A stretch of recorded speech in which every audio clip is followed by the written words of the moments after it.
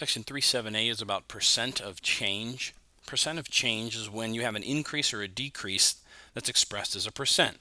Some people might say our enrollment increased by 3%, or the money in my bank account decreased by 12%. That would be a problem that involves an increase or a decrease where someone says it went up or down by a percent. Now these next two are pretty easy to understand, and I'm just going to show you some quick examples. A percent of increase is when the new number is bigger or greater than the original. So for example, if I go from 5 to 30, and I'll even put from, that's an increase. That's where the first number is smaller and I'm going to go up or increase to the number 30. Percent of decrease is if a new number is less than the original. Maybe I start with 22 and I go to 4. That would be a decrease to go from a bigger number down to a smaller number. That's a percent of decrease. Here we're asked to state whether these percents of change are an increase or a decrease, and then define each percent of change. And we're given two numbers to do that. Now I've tried to outline for you 3 steps in how to solve these problems, and hopefully you'll do each one of these steps each time. So we'll start off by determining whether it's an increase or a decrease. To go from the number 25 to 28, are we going up or down? Well, obviously we're going up. So the first thing we'll say is this is going to be an increase problem. The numbers are going up. Now we have to find the amount of change, not the percent yet, just the amount, how much it changes to go from 25 to 28. The way you do that is you take the big number and you subtract the small number from that, no matter where it is. In this case, 28 minus 28 minus 25 is 3. So the amount of change is 3 units. We don't even know what these numbers are, so 3 units. And then the third step is to find the percent using this formula. Change over original equals R over 100. Well, the change is this number we calculated. The original is right here. The original number, 25, equals R over 100. Now, if you know anything about percents, you'll recognize this idea of 100. This is how you convert this R into a percentage, is you move the decimal point 2 places, and in a sense, you divide by 100. Now, this creates, hopefully you recognize this as a proportion, and you know how to solve proportions.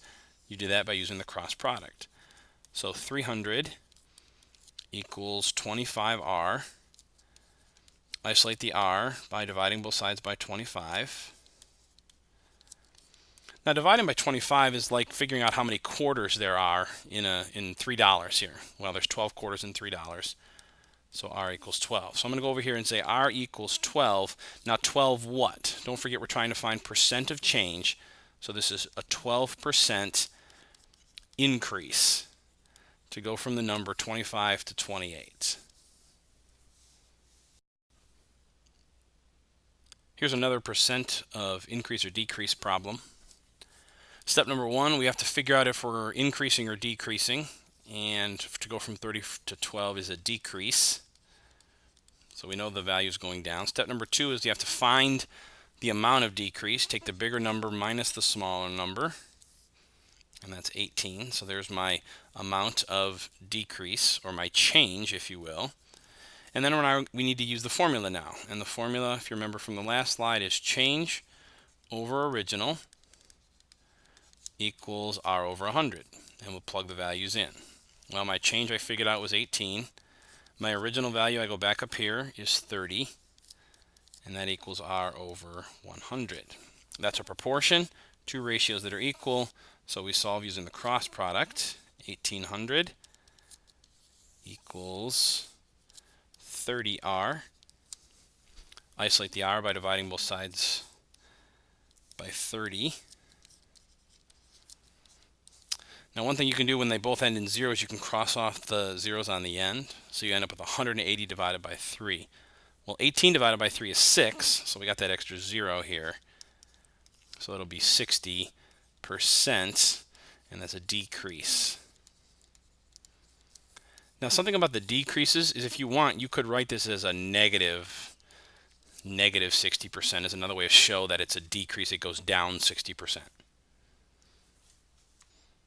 Here's one more percent of increase, decrease problem for you. We're starting at 20 and going down to 4, so it's going to be a decrease And to go from 20 down to 14 is 16 units. So we'll do change over original equals R over 100. Cross product, 1600 equals 20R. Divide both sides by 20. Cross off the last zeros. 2 goes into 16 8 times, which means into 160, 80. So that's an 80% decrease.